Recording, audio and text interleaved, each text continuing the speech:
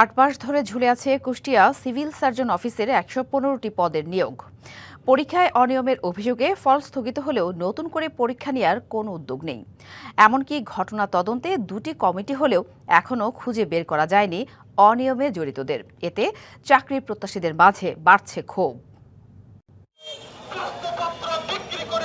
Kushtia civil surgeon কার্যালয়ের ১১ থেকে ২০তম গ্রেডে ১১৫টি শূন্য পদে নিয়োগ পরীক্ষা হয় গত বছরের অক্টোবরে। অভিযোগ ওঠে জালিয়াতির।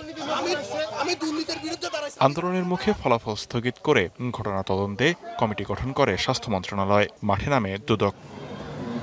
এরপর গড়িয়েছে প্রায় ৮ মাস, তদন্ত দেখেনি আলোর মুখ। জালিয়াতির সাথে কুষ্টিয়া জেনারেল হাসপাতালের স্বাস্থ্য সহকারী হাসান ইমাম সহ কয়েকজনের নাম আসে, অথচ এখনও তারা ধরাছোঁয়ার বাইরে।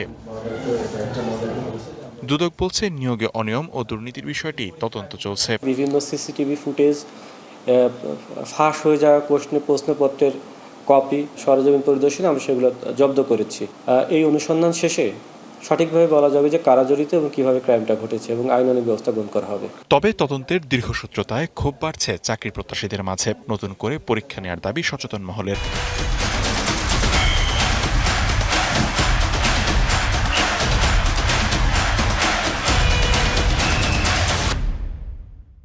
যদি অনিয়ম হয়েই থাকে তাহলে অবশ্যই যারা অনিয়মের সাথে জড়িত তাদেরকে আইনানুগভাবে তাদের ব্যাপারে সরকার ব্যবস্থা গ্রহণ করবে, এটা আমরা আশা করি। এবং যে নিয়োগের অনিয়ম হয়েছে সেই নিয়োগ পদ্ধতিটা বা সেই নিয়োগ পরীক্ষাটা অবশ্যই বাতিল করা উচিত। জেলা সিভিল সার্জন জানান, তারা পুরো বিষয়টি মন্ত্রণালয়ের উপর ছেড়ে দিয়েছেন। সভাপতির সিদ্ধান্ত নেয় যেটা স্থগিত করা, পরবর্তীতে এটা আমরা ঊর্ধ্বতন কর্তৃপক্ষকে জানিয়েছি। তারা যদি আমাদেরকে কখনো আবার পরীক্ষা নেওয়ার বিষয়ে বলে তাহলে সে বিষয়ে আমরা সিদ্ধান্ত নেব। এ নিয়ে স্বাস্থ্যমন্ত্রীর কাছে জানতে চাইলে তিনি দ্রুত পদক্ষেপ নেওয়ার আশ্বাস দেন। পরীক্ষার বিষয়ে এইটার বিষয়ে আমি জানি না, তো অনেক জায়গাতে কমপ্লেন পেয়েছি, অনেক জায়গাতে আমরা বাতিল করে দিয়েছি, নতুনভাবে অ্যাডভার্টাইজমেন্ট করতে বলেছি। সেবা নিশ্চিতে দ্রুত শূন্য পদে নিয়োগের ব্যবস্থা করা হবে, প্রত্যাশা স্থানীয়দের।